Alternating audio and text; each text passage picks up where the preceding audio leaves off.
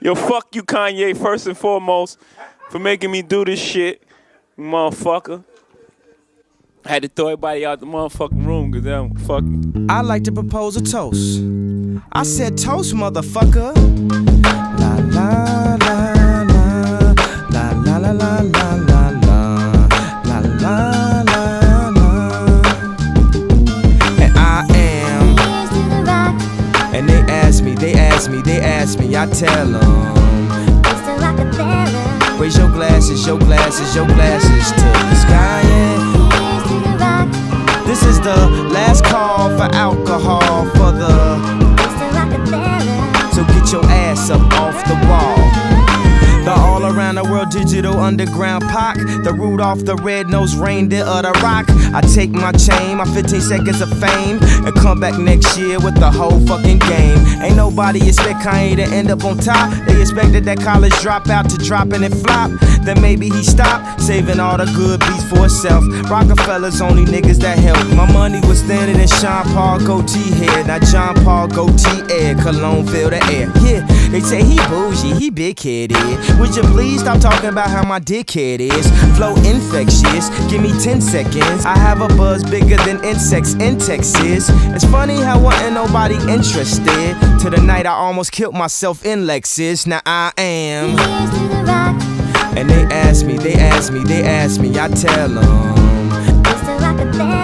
Raise your glasses to the sky, yeah.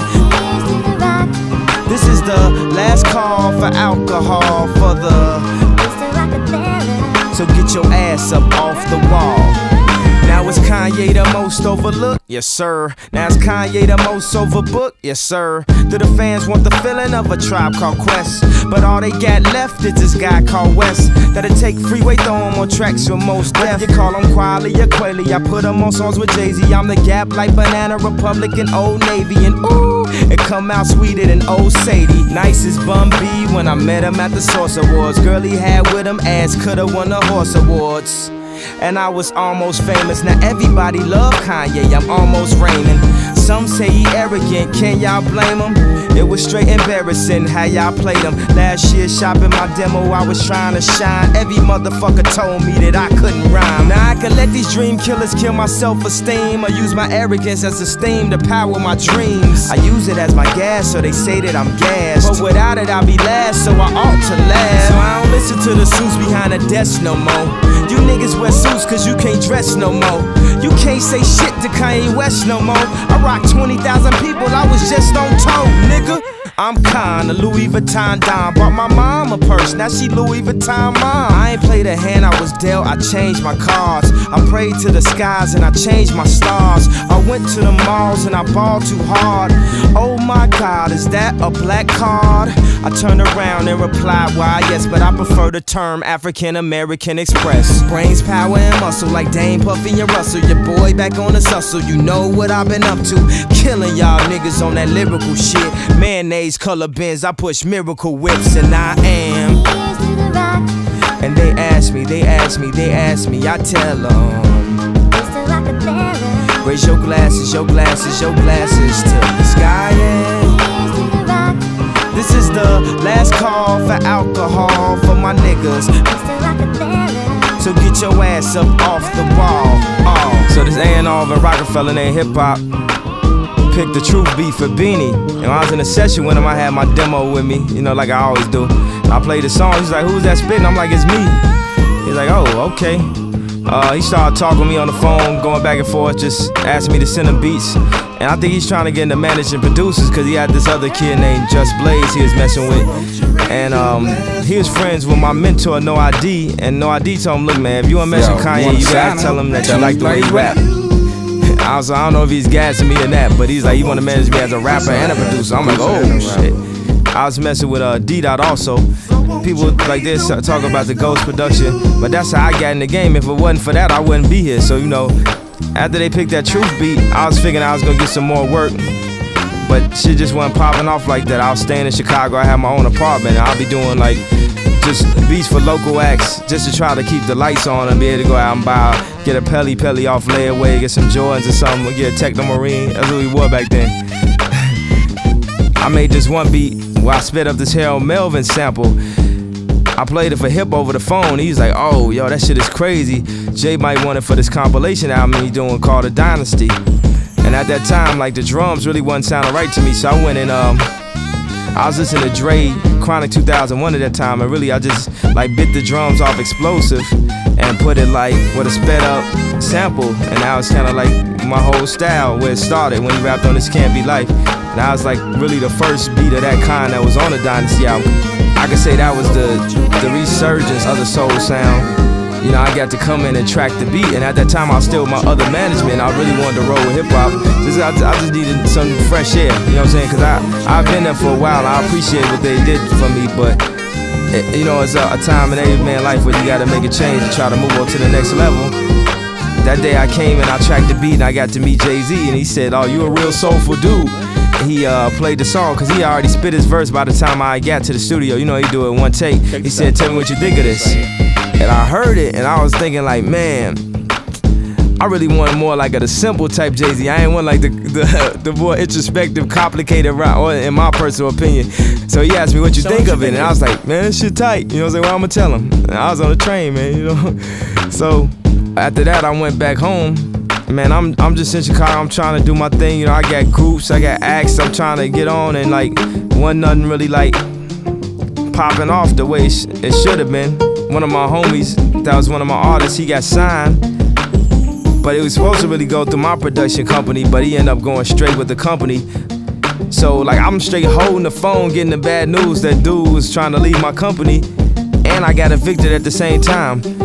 So I went down there and tracked the beats from him. I took that money, came back, packed all my shit up in a U-Haul, maybe about 10 days before I had to actually get out.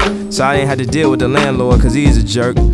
Me and my mother drove let's just go. Newark, New Jersey. I hadn't even seen my apartment. I remember when I pulled up, I unpacked all my shit. You know, we went to IKEA, I bought a bed, I put the bed together myself. I loaded up all my equipment, and the first beat I made was Heart of the City. And Beans was still working on his album at that time, so I came up there to Baseline. It was Beans' birthday, matter of fact, and I played like 7 beats.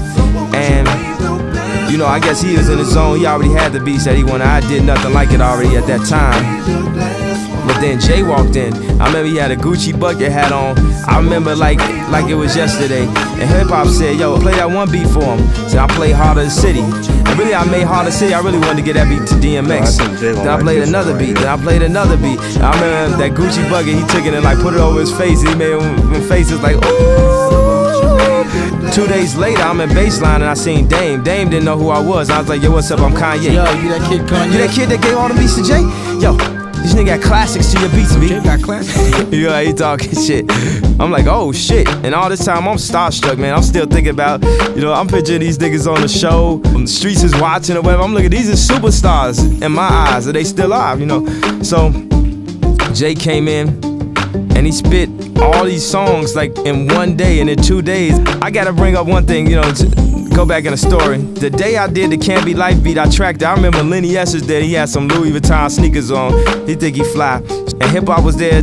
I think Tata, John Manelli, a bunch of people. I didn't know all these people at the time. They was in the room and I said, yo, Jay, I could rap. And I spit this rap that said, I'm killing y'all niggas on that lyrical shit. Mayonnaise color bins, I push miracle whips. And I saw his eyes light up when I said that line. But you know, the rap was like real whack and shit. So that's all the response. He said, man, that was tight. And that was it. You know, I ain't get no deal or nothing. Okay, fast forward. So, Blueprint, H to the Izzo, my first hit single. And I just took that poly, built relationships with people. And my relationship with Quali, I think, was one of the best things that ever happened to my career as a rapper. Because, you know, of course, later, he allowed me to go on tour with him. Man, you know, I appreciate, I love him for that. And at this time, you know, I didn't have a deal. I had songs, and I had relationships with all these A&Rs, so they wanted beats from me. So they'd call me over, they play them some beats. Give me a beat that sound like Jay-Z, you know, they dick riders or whatever. So I'll play them these post-Blueprint beats or whatever, and then I'll play my shit. I'll be like, yo, but I rap too. And I guess they was looking at me crazy, cause, you know, cause I ain't have a jersey on or whatever. Everybody out there, listen here, I played them Jesus Walks and they didn't sign me.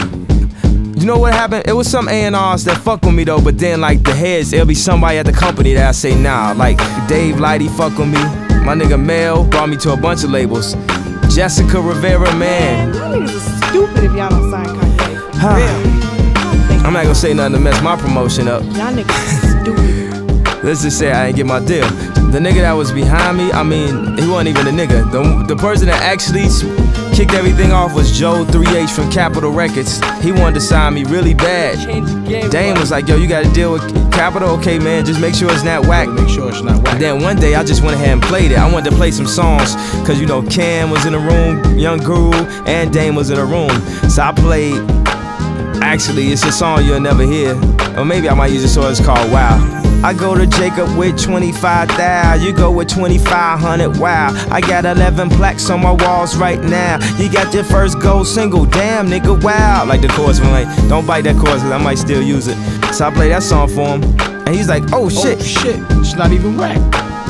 I ain't gonna front, it's kinda hot. It's actually kinda hot. Like they still wasn't looking at me like a rapper, and I'm sure Dame figured like, man, if he do a whole album, if his raps is whack, at least we could throw Cam on every song and say the album, you know. So Dame took me to the hallway, he's like, yo man, B, you don't want a brick, you don't want a brick. You don't want to catch a brick. You gotta be under an umbrella, you get rained on. I told hip hop, and hip hop was like, oh word? Actually, even with that, I was still about to take the deal with Capitol because it was already on the table, and because of my relationship with 3H. That, you know, because I told him I was gonna do it, and I'm a man of my word, I was gonna roll with what I said I was gonna do.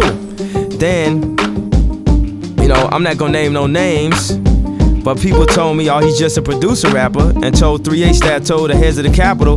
And right the day, I'm talking about, I planned out everything I was gonna do, man. I had picked out clothes. I already started booking studio sessions. I started arranging my album, thinking of marketing schemes, man. I was ready to go.